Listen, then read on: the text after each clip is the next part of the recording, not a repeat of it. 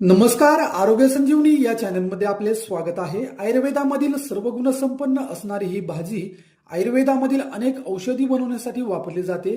या वनस्पतीच्या मदतीने आपल्या शरीरातील अनेक प्रकारचे आजार कमी होण्यासाठी फायदा होतो. अशी ही आयुर्वेदातील अत्यंत महत्त्वाची भाजी बनवण्यासाठी सर्वप्रथम पहिला पदार्थ लागणार आहे तो म्हणजे डाळ. डाळ आता मी येथे मूगडाळ घेणार आहे. ज्यांना पित्ताचा त्रास होत असेल अशा व्यक्तीने मूगडाळ घ्या. ज्यांना पित्ताचा त्रास होत नसेल अशा व्यक्तीने तूर डाळ घ्या. अशी ही साधारणतः अर्धी वाटी मूगडाळ मी इथे घेतलेली आहे. ही डाळ पाण्यामध्ये आपणास भिजायला ठेवायची आहे. अशी ही डाळ 15 ते 20 मिनिटं पाण्यामध्ये भिजत ठेवा. यानंतर या भाजीसाठी लागणार आहे लसूण. लसूण तुमच्या गरजेनुसार जेवढा लसूण लागतो तेवढा लसूण घ्या आणि असा हा लसूण आपणास खलबत्त्याच्या मदतीने एकदम याची बारीक पेस्ट करायची आहे. अशी ही तयार झालेली पेस्ट तुम्ही पाहू शकता. यानंतर पुढील पदार्थ लागणार आहे तो म्हणजे कांदा. असे हे 2 कांदे घ्यायचे आहेत आणि ते कांदे बारीक बारीक कापे करत कापून घ्यायचे आहेत. यानंतर पुढील पदार्थ लागणार आहे तो म्हणजे आजच्या रेसिपीचा महत्त्वाचा घटक तो म्हणजे ही भाजी. आता ही भाजी पाहताच बरेच जण व्हिडिओ स्किप करतील किंवा बंद करतील, पण मंडळी थांबा. हा व्हिडिओ पूर्ण पहा. आयुष्यभर कधीही केव्हाही तुम्हाला किंवा घरातील सदस्यांना या वनस्पतीची गरज पडू शकते. त्यामुळे ही माहिती नीट पहा. खूप फायदेशीर सर्व गुणसंपन्न ही औषधी वनस्पती आहे. ही भाजी शहर असो किंवा ग्रामीण भाग असो या सर्व भागामध्ये जिथे मोकळी जागा सापडेल त्या भागामध्ये ही भाजी पाहायला मिळते. या वनस्पतीचा प्रत्येक भाग हा औषधामध्ये वापरला जातो. तेच पहा ना मंडळी, तुम्हाला कॉफी प्यायला आवडते ना, मग कधी या वनस्पतीच्या शेंगा वाळल्यानंतर ज्या काळ्या रंगाच्या बिया मिळतात त्या कुटून कॉफीच्या ऐवजी पावडर टाकून याची कॉफी बनवा. सेम टेस्ट लागते. तुम्हाला समजणार पण नाही की ही खरंच कॉफी होती का ते. या बिया बाजारात साधारणतः 150 ते 200 रुपये किलो दराने विकल्या जातात. अशी जर कॉफी घेतली तर पोटातील जंत, अल्सर असेल, पोटाचे आजार असतील, गॅस होत असेल, पोट साफ होत नसेल तर या सर्वांमध्ये अत्यंत फायदेशीर ठरणारी वनस्पती आहे. झोपताना जर या बियांचा 1 कप घेतला तर सकाळी पोट टकाटक साफ होते. तुम्हाला जेव्हा वेळ मिळेल तेव्हा तुम्ही हे करून पहा.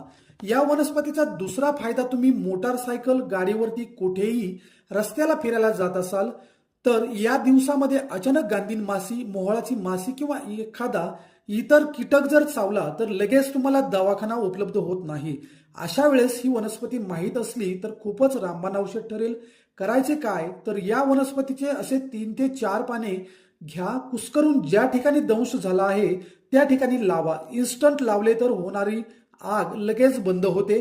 सूज बिलकुल पुढे वाढत नाही. होणारा त्रास, दाह लगेच कमी होतो. मंडळी, अशा या भाजीचे संस्कृत नाव आहे चक्रमर्द दद्रहन आहे.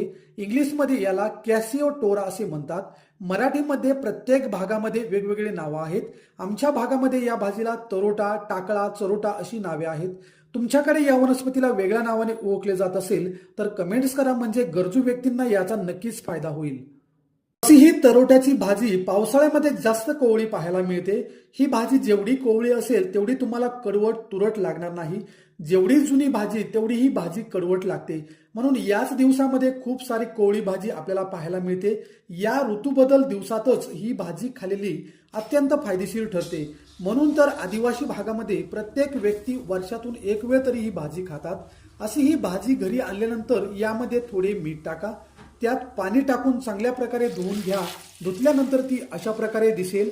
चला तर बनवूया आजची भाजी. प्रथम 3 ते 4 चमचे तेल घ्या. हे तेल थोडे गरम होताच त्यात जिरे टाका. लगेच त्यात लसणाची पेस्ट आपणास टाकायची आहे. नंतर कापलेला जो कांदा आहे तो यामध्ये टाकायचा आहे. हे सर्व मिश्रण एकजीव करायचं आहे. हे लालसर होईपर्यंत भाजून घ्या. त्यात मीठ टाका आवश्यकतेनुसार. त्यानंतर आपणास यामध्ये लाल चटणी 1 ते 2 चमचे घ्यायची आहे. हे सर्व मिश्रण एकजीव करा. त्यातच ही भाजी टाका. चांगल्या प्रकारे मिक्स करा. अशा या भाजीची रेसिपी 2 प्रकारे बनवली जाते. एक, बरेच जण या भाजीला अगोदर शिजवून घेतात, नंतर पिळून घेतात, नंतर ही भाजी केली जाते. काही जण ही भाजी शिजून न घेता तशीच करतात. यामागचं कारण म्हणजे जास्त कोवळी भाजी असेल तर डायरेक्ट करा. भाजी जर थोडी निब्बर असेल तर ती शिजून नंतर पिळून करा. ही भाजी साधारणतः मीडियम आचेवरती 5 मिनिटं झाकून वाफवायला ठेवायची आहे. 5 मिनिटानंतर ती अशा प्रकारे दिसेल. त्यानंतर चेक करा भाजीत पाणी आहे का ते. पाणी असेल तर थोड्या वेळ पाणी आटेपर्यंत शिजून घ्या. अशी ही तयार झाली आपली सर्व गुण संपन्न तरोट्याची भाजी।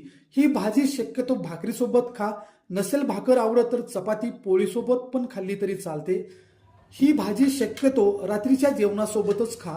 ज्या दिवशी ही भाजी खाल सकाळी तुमचे पोट पूर्ण खळखळून साफ होते, शरीरातील रक्त पण याने साफ होते, सकाळी काही व्यक्तींना कंट्रोल पण होत नाही। अशी ही आयुर्वेदातील अत्यंत महत्वाची भाजी वर्षातून किमान एक वेळ तरी खा आणि आपले आरोग्य निरोगी बनवा। आमचा आजचा व्हिडिओ तुम्हाला कसा वाटला कमेंट करा, लाईक करा आणि हाईप करून चॅनलला सबस्क्राईब करा। धन्यवाद।